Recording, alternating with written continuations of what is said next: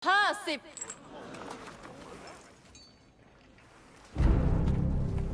ผู้ประมูลไม่ได้ลงทะเบียนเชิญเข้ามาใกล้ๆหน่อย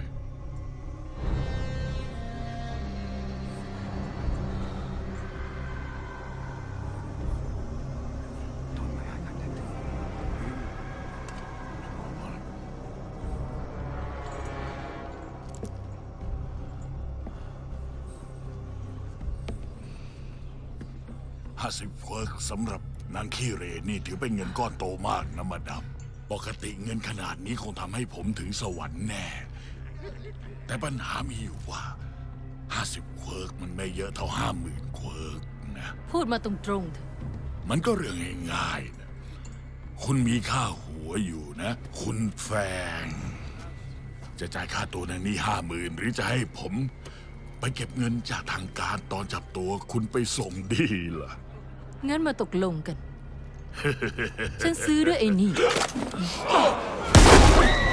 เฮสเตอร์มาเร็วเดี๋ยว เฮสเตอร์ เร็วเข้า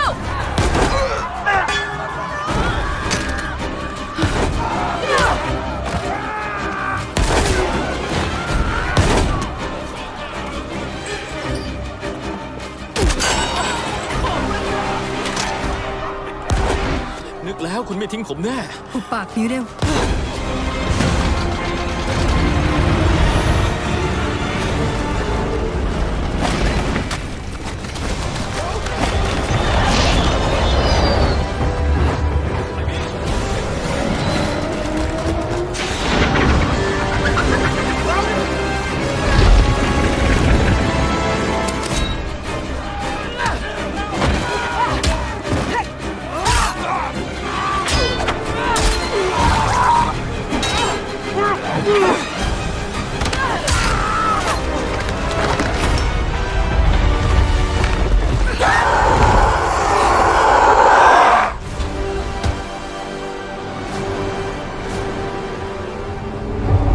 นั่นมันมนุษย์คืนชีพนี่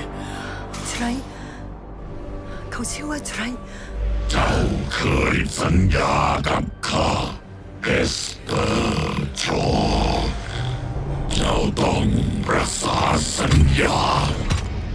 ไปเร็ววิ่ง